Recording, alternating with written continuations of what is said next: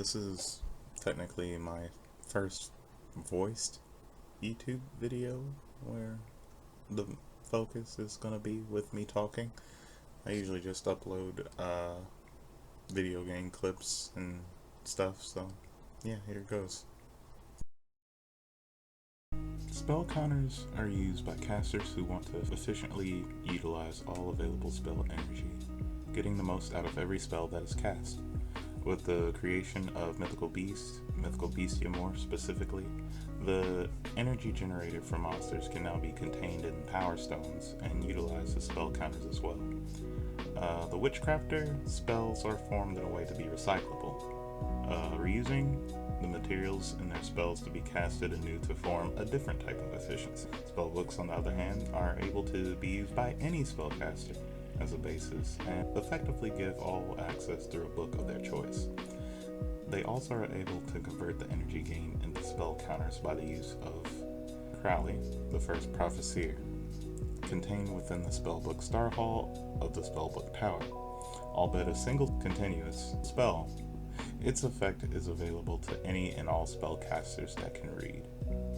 All of these different ways of utilizing spells, and even the energy generated from casting them, came from the three masterminds of the Magistus. So, who is the fourth, and what is his legacy? Some speculate that he may be the legendary Flame Lord. I would argue against this, since the legendary Flame Lord utilizes the same school of magic as Endymion. Granted, his use of it will destroy friend and foe alike, showing a lack of mastery of it in the art of the Power Stones. Another reason is because the art depicted in the art of the Magistus archetype relate to a time presumably before we've known prior in the story. I can agree that the fact that the Flame Lord himself partially belonging to a time before many archetypes even existed could coincide, thereby explaining the seeming disappearance from the story arc of the trio when they eventually go to war. Well, spellbooks and Endymion, not so much with Witchcrafters.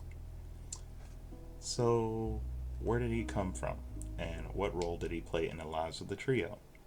The earliest depiction of him can be seen inside the Triangle of Power in the art of Magistus Theurgy. What is Theurgy, you might ask? I could be pronouncing that wrong, but we're just going to go with that. I was thinking it could be pronounced Theurgy, but for the sake of this video, it's going to be Theurgy. The definition I found says it's literally translated as divine work, and is best understood as a collaborative effort between human beings and the gods.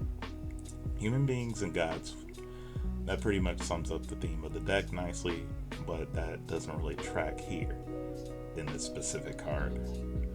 We don't see any gods in the card art.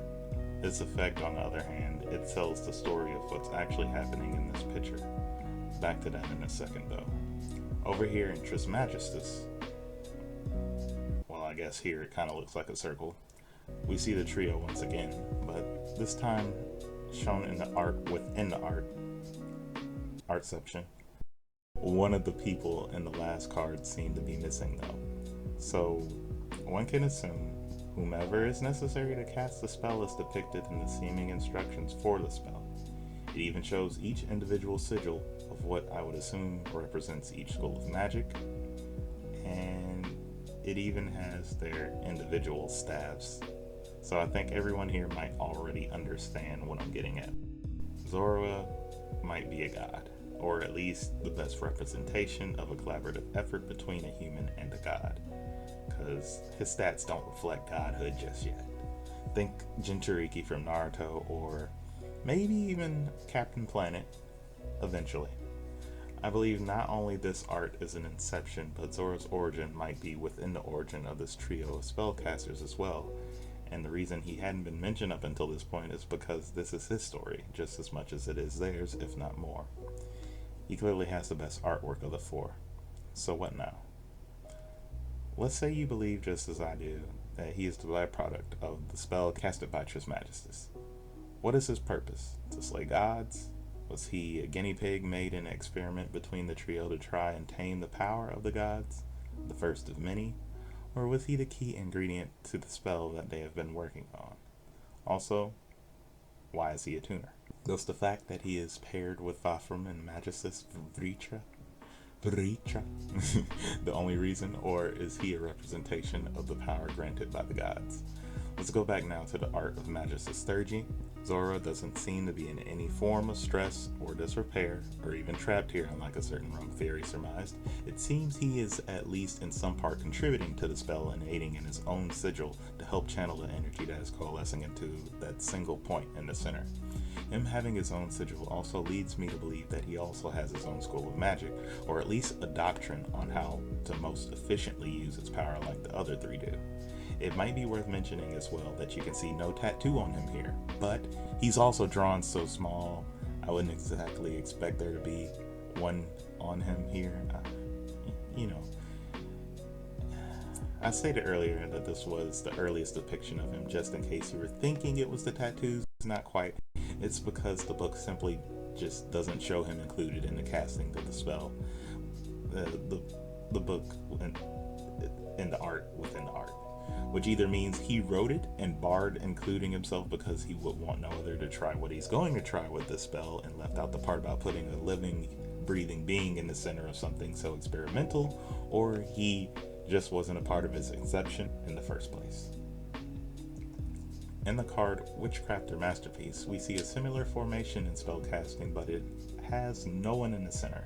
There's a shape of a body, though, which belongs to Witchcrafter Golem Aruru, who seems to be wearing a hat not unlike Verre did when she was a part of Magistus, going by the name Liliana. I would wager that the spell seen being cast here has its roots in Thurgy, and with it, a lesson learned from the after effects of when it was cast onto Zoroa. Being is how he's the only one seen with the power to take on a god so far without his form changing. Looking at you, Liliana, I would argue that it worked out for him, at least for now. If he does have a retrain down the line showing off his power, I feel it would be a simplistic one to show mastery, not unlike Final Form Frieza, technically before he turned gold, because I would call gold a little complicated, or Mystic Gohan. By the way, even though Zoroa is also small in Vritra, you can see the tattoos on his shoulder. You can take that with a grain of salt though, because he's still not as small as he was on Thurgy. The one last thing that sticks out about Zoroa, or rather his fire, its origin is coming from a stone, and it seems to be shaped as some kind of a bird, the fire itself. My guess is that they sealed the bird-looking dragon in him, or at least part of its power, my assumption being he wasn't always a tuner, and now he's able to use that power to both call on his teammates, students, you never know, and revive them from the grave, kind of like Phoenix down. Not only that, he is the only main deck Magistus monster that actually needs to be equipped with a god, or extra deck monster to have access to his ability to do so. Sort of like a pseudo Gemini effect or certain noble knights. By design, this is kind of worse, but for storytelling, it's rather symbolic of what's going on with the entirety of the concept of the deck. Liliana, on the other hand, puts people back into the grave that are banished. Nothing goes to waste, not even your corpse. Crowley puts people into the grave so he can summon himself. Too soon? If not, yeah. And Endymion doesn't even care about people, which is kind of fitting because his wife is a god and his children experiments are made of animals and have spells.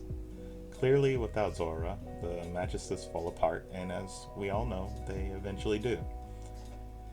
In conclusion, I believe the only true practitioner of Thurgy here is Zoroa himself, and the rest are all already deep into their studies and presumptions about how best to control the magical flow of energy. I fully believe the Magistus is his archetype, and the story is also his.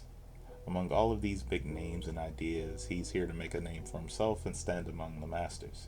His ideals of taking the power of the gods and using it as a source to fuel one's own magic has taken root in every school of magic thus far from the trio, because what's more efficient than to tame the source of power itself and then use it as your own? I have so many questions about what happens to stop the trio from copying outright this methodology and running with it. But I guess we'll have to wait and see how the seeming end plays out for Zoroa. And I'm assuming it's an end that it comes to because we just haven't seen him Hopefully, though, it leads to an unforeseen beginning and a return to the school of Thurgy and a modern timeline of the trio. Thanks for listening.